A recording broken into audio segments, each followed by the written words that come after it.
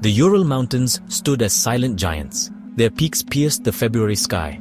It was 1959. A group of 9 hikers embarked on a journey. Led by Igor Dyatlov, they were experienced adventurers. Their destination was Otorten, a mountain shrouded in folklore. They called it Dead Mountain.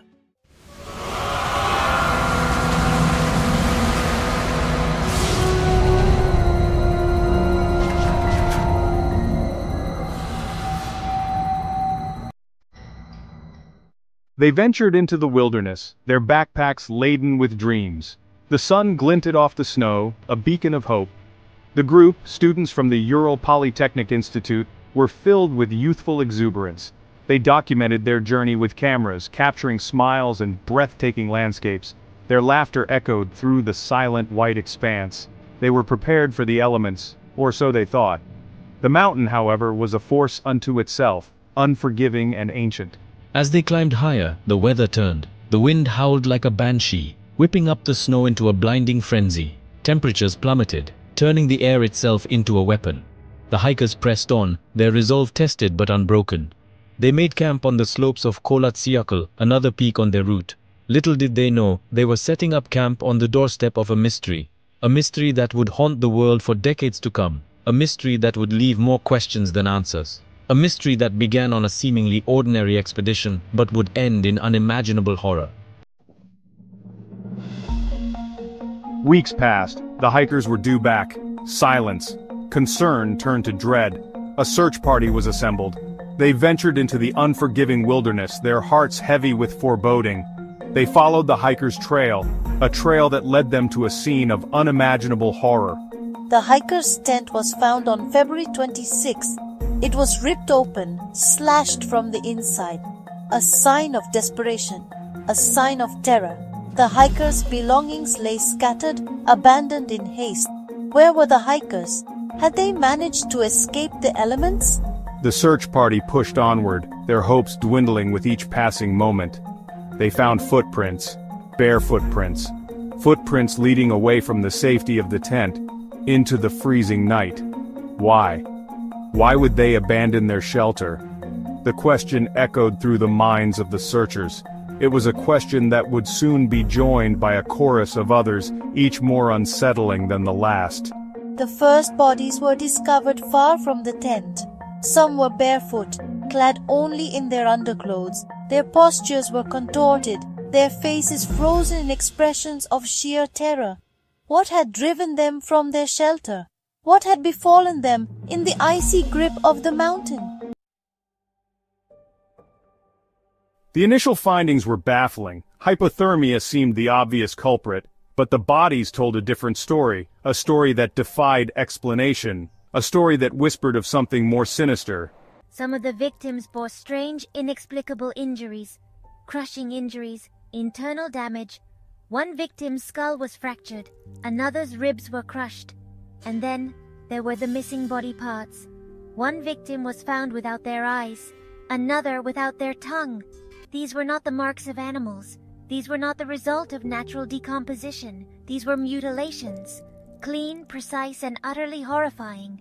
The investigation took a grim turn. This was no longer just a case of unfortunate misadventure. This was something more, something dark and disturbing. The authorities were baffled. Theories began to circulate. Avalanche, animal attack, hypothermia-induced madness. None of them quite fit the evidence. The missing eyes and tongue in particular defied explanation. The mystery deepened, casting a long shadow over the investigation.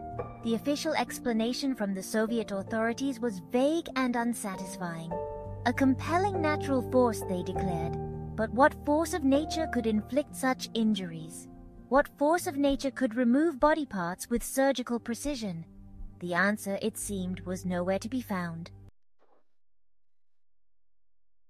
Theories swirled around the incident like the wind through the mountain passes, each more outlandish than the last. Some whispered of military experiments gone wrong, secret weapons tests, radiation poisoning.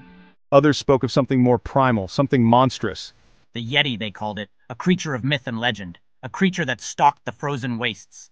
The indigenous Mansi people, who knew the mountain better than any, spoke of a cursed place, a place where evil spirits roamed free, a a place where the living were not welcome.